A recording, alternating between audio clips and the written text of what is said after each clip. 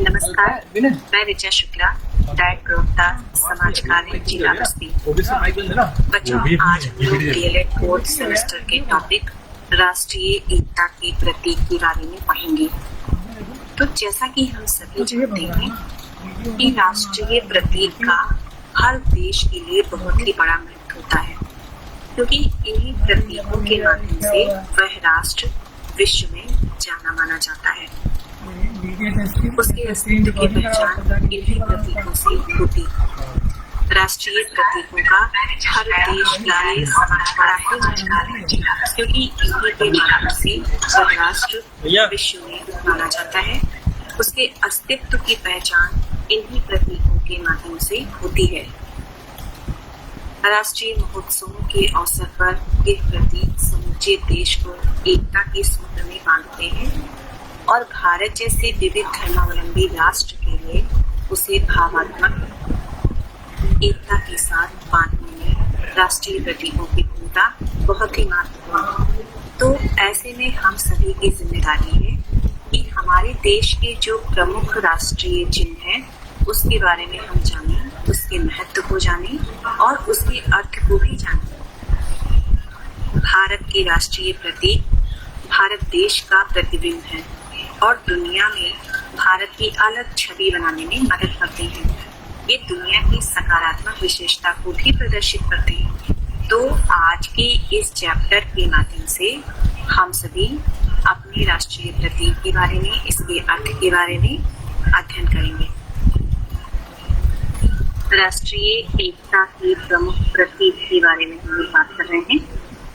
प्रमुख प्रतीकों में हम लोग बात करेंगे राष्ट्रगान की, राष्ट्र ध्वज की, राष्ट्रीय पशु की, राष्ट्रीय पक्षी की, राष्ट्रीय पुष्प की, राष्ट्रीय प्रतीक, राष्ट्रीय मुद्रा और राष्ट्रगीत के बारे में हम लोग बात करते हैं। राष्ट्रीय गान की, आप सभी जानते हैं जब भी कोई विशेष पर्व होता है, राष्ट्रीय पर्व होता है, तो हम लोग राष्ट्रीय गान गाते हैं और किसी भी समारोह के समापन पर राष्ट्रगान गाकर ही उसका समापन किया जाता है। राष्ट्रगान रविन्द्रनाथ टैगोर द्वारा रचित है। इसको गाने का समय 52 सेकंड निर्धारित है। कुछ अवसरों पर इसे संक्षिप्त कर 20 सेकंड में गाया जाता है। संविधान सभा ने इसे राष्ट्रगान के रूप में 24 जनवरी 1950 को स्वीकृति प्रदान की थी। राष्ट्रगान को सर्वप्रथम भारतीय राष्ट्रीय कांग्रेस के कलकत्ता अधिवेशन में 2 दिसंबर 1911 को गाया गया था। मूल रूप में इसके 5 पद हैं, किंतु राष्ट्रगान के रूप में इसका प्रथम पद 13 पंक्तियों वाला मान्य है, जो कि आप सबको कंठस्थ भी है, क्योंकि आप सभी अपने अपने संस्थानों में प्रतिदिन इसको गाते रहे हैं।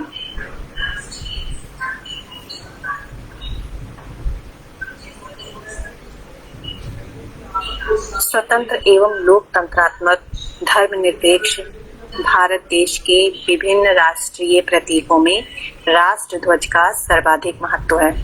बच्चों, आपको याद होगा जब आप लोग भी छोटे छोटे थे तो किसी भी राष्ट्रीय पर्व पर 3-4 दिन पहले से ही राष्ट्रीय ध्वज बनाना शुरू कर देते थे। केसरिया रंग, हरा रंग, नीले रंग से चक्र बनाने की प्रक्रिया शुरू करते थे और हाथ से बने हुए राष्ट्र ध्वज को लेकर प्रभात फेरी भी निकाली जाती थी। भारत का राष्ट्रीय ध्वज तिरंगा है। यह हाथ से काते हुए सूत और हाथ से बने हुए खादी के कपड़े का भी बना होता है। झंडे की आकृति आयताकार होती है, जिसकी लंबाई चौड़ाई का अनुपात 3:2 होता है। इसमें केसरिया, सफेद और हरे रंग की 3 समानांतर पट्टियां होती हैं। बीच की श्वेत पट्टी पर नीले रंग का चक्र अंकित होता है, जिसमें 24 तीलियां होती हैं, जो अशोक स्तंभ के शीर्ष भाग पर अंकित अंतिम चक्र की अनुकृति है। यह चक्र मौर्य सम्राट अशोक द्वारा सारनाथ में स्थापित सिंह शीर्ष स्तंभ से लिया गया है। राष्ट्रीय ध्वज का प्रारूप संविधान निर्मात्री सभा द्वारा 22 जुलाई 1947 को अपनाया गया और 14 अगस्त 1947 को प्रस्तुत किया गया। राष्ट्रध्वज के जो तीनों रंग हैं, उन तीनों रंग का अलग अलग महत्व है। जैसे केसरिया रंग का अर्थ है ये हमारे त्याग और शौर्य का प्रतीक है। सफेद रंग हमारी सत्यनिष्ठा और पवित्रता का प्रतीक है। और हरा रंग किसका प्रतीक है? हरा रंग हमारी शस्य श्यामल मातृभूमि के प्रति हमारे प्रेम और समृद्धि का प्रतीक है। नीला चक्र हमारी सांस्कृतिक निष्ठा एवं गतिशीलता का परिचायक है। जब भी आप लोग राष्ट्रीय ध्वज देखते हैं तो आपके मन में देशभक्ति, देशाभिमान का भाव जरूर जागृत होता है। और यह त्याग, देश प्रेम, गतिशीलता ये महान जीवन मूल्यों का संदेश वाहन है। राष्ट्रीय ध्वज फहराने के बाद हमें इस बात का ध्यान रखना चाहिए कि जो हमारा झंडा है वो कहीं इधर उधर ना फेंका रहे। होता क्या है, कभी कभी छोटे बच्चे झंडा फहराने के बाद या राष्ट्रीय महत्व के जो पर्व होते हैं वो खत्म होने के बाद उस झंडे को वो इधर उधर रख देते हैं। तो हमारी और आपकी ये नैतिक जिम्मेदारी है कि हम उन्हें राष्ट्रध्वज के महत्व के बारे में बताएं और उसको इधर उधर फेंकने के बजाय उसको बहुत ही सहेज के, मान सम्मान के साथ रखने की। भारत का राष्ट्रीय पशु बाघ है। आज हम लोग बाघ के बारे में कुछ रोचक बातें करेंगे जिससे ये पता चलता है कि बाघ ही हमारा राष्ट्रीय पशु क्यों है। तो भारतीय वन्य जीवन बोर्ड द्वारा 1972 में शेर के स्थान पर बाघ को भारत के राष्ट्रीय पशु के रूप में अपनाया गया। देश के बड़े हिस्सों में इसकी मौजूदगी के कारण ही इसे भारत के राष्ट्रीय पशु के रूप में चुना गया था। बाघ जो है वो हमारे भारत देश के वन्य जीवन की समृद्धि का प्रतीक है। बाघ का शरीर मजबूत एवं रंग भूरा होता है जिसमें काले रंग की पट्टियां होती हैं। बाघ का वजन 300 किलो तक का होता है। बाघ शानदार तैराक भी होते हैं। बाघ 6 किलोमीटर तक की दूरी आराम से तैर सकते हैं। ये बिल्ली परिवार के अंतर्गत आता है। यह एक बड़ी बिल्ली की तरह देखने में भी लगता है। बाघ आमतौर पर जंगलों में ही पाए जाते हैं। भारत में बाघों की रक्षा के लिए प्रोजेक्ट टाइगर सन 1973 में शुरू किया गया था। प्रोजेक्ट टाइगर जब शुरू हुआ तो उसके बाद से बाघों की आबादी में क्रमिक वृद्धि देखी गई। हमारे देश में बाघ के शिकार पर पूर्णतः प्रतिबंध है। बाघों की घटती जनसंख्या और इसके संरक्षण के प्रति जागरूकता बढ़ाने के लिए प्रत्येक वर्ष 29 जुलाई को संपूर्ण विश्व में विश्व बाघ दिवस मनाया जाता है। मोर, जिसे भारत के सभी राज्यों में आमतौर पर देखा जाता है, यानी हमारे देश के सभी हिस्सों में मोर पाए जाते हैं। ये रंग बिरंगा पक्षी दिखने में बेहद खूबसूरत होता है। ये बहुत अधिक दूर तक उड़ नहीं सकता। मोर भारत का राष्ट्रीय पक्षी है। तो आज हम लोग बात करते हैं मोर से संबंधित कुछ रोचक तथ्यों की।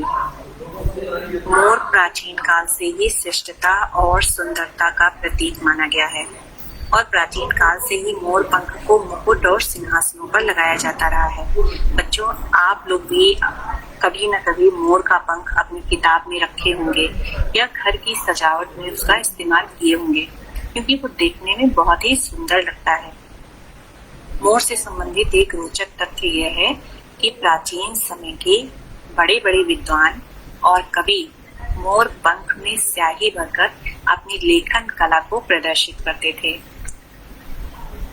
मोर पक्षी का मूल स्थान भारत रहा है और ऐसा माना गया है कि सबसे पहले सिकंदर इस पक्षी को भारत से यूनान ले गया और उसके पश्चात दुनिया के कई हिस्सों में मोर का आगमन हुआ।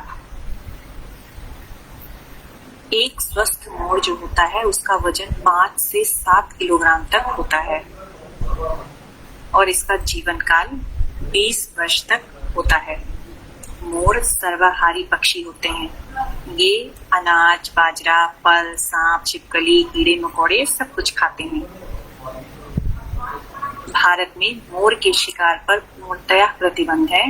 यह भारतीय वन्य जीव अधिनियम 1972 के तहत पूरी तरह से संरक्षित प्रजाति है। भारत का राष्ट्रीय फूल कमल है। कमल का वैज्ञानिक नाम निलुम्बो न्यूसीफेरा है। इसे भारत के राष्ट्रीय फूल के रूप में अंगीकृत किया गया है। कमल का फूल भारत के पारंपरिक मूल्यों और सांस्कृतिक गर्व को प्रदर्शित करता है। ये उर्वरता, ज्ञान, समृद्धि, सम्मान, लंबी आयु, अच्छी किस्मत, दिल और दिमाग की सुंदरता को भी दिखाता है। इसका प्रयोग देश भर में धार्मिक अनुष्ठानों आदि के लिए भी किया जाता है।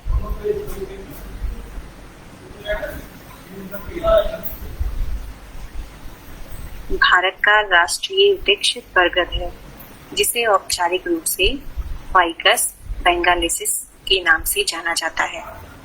बरगद के पेड़ को विशाल स्वरूप और लोगों को छाया प्रदान करने के कारण मानवीय प्रतिष्ठान का केंद्र बिंदु माना जाता है।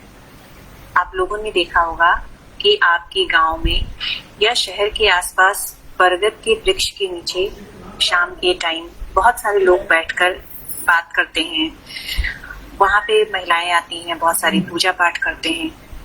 तो बरगद का पेड़ अक्सर कल्प वृक्ष कहलाता है, क्योंकि यह दीर्घायु से संबंधित मनोकामनाएं पूरी करने का प्रतीक भी है। इसमें बहुत ही महत्वपूर्ण औषधीय गुण पाए जाते हैं।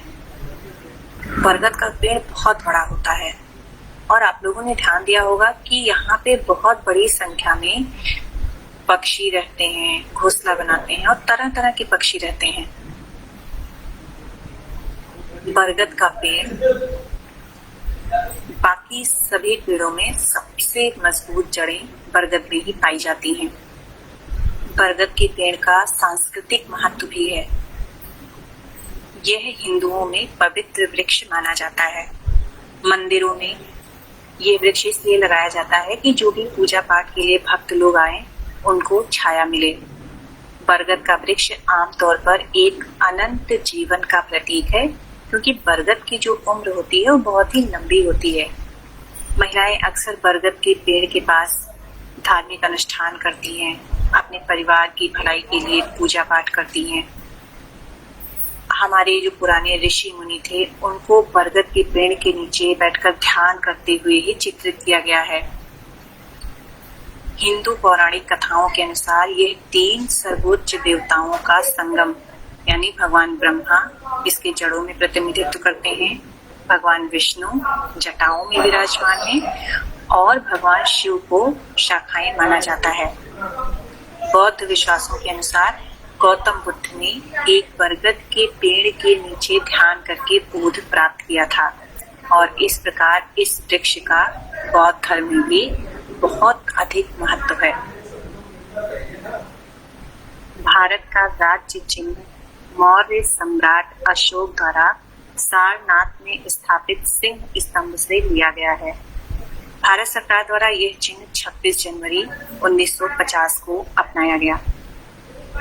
इस राज चिन्ह के मूल स्तंभ के शीर्ष पर 4 सिंह हैं, जो एक दूसरे के विपरीत दिशा में घूमकर बैठे हैं। आप स्लाइड में देख रहे होंगे जो चिन्ह है उसमें आपको सिर्फ 3 सिंह ही दिखाई दे रहे हैं।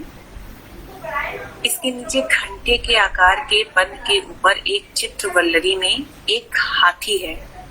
सिंह शीर्ष के नीचे स्थित है। पट्टी के मध्य में उभरी हुई नक्काशी में चक्र है, जिसके दाईं ओर एक सांड और बाईं ओर चौकड़ी भरता हुआ एक घोड़ा है तथा एक सिंह की उभरी हुई आकृति है।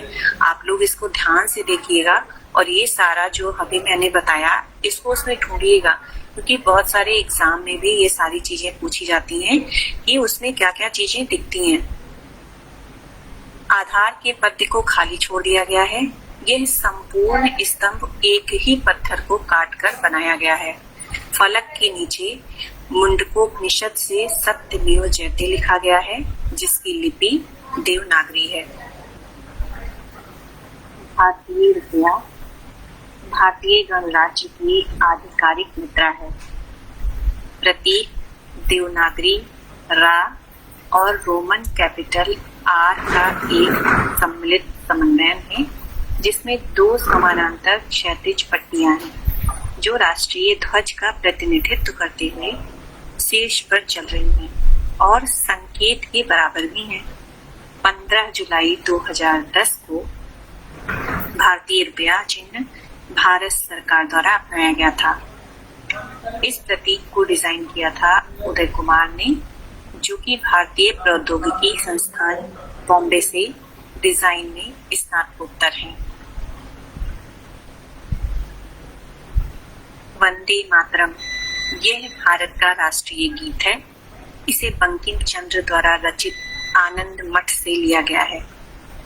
संविधान परिषद द्वारा इसे 24 जनवरी 1950 को राष्ट्रीय गीत का गौरव मिला। वंदे मातरम ने भारतीय राष्ट्रीय आंदोलन में एक महत्वपूर्ण भूमिका निभाई, क्योंकि यह ब्रिटिश राज के खिलाफ राजनीतिक जुलूसों में जनता को प्रभावित करने की अपनी शक्ति के लिए जाना जाता था। राष्ट्रगीत गाने में 65 सेकंड यानी 1 मिनट 5 सेकंड का समय लगता है।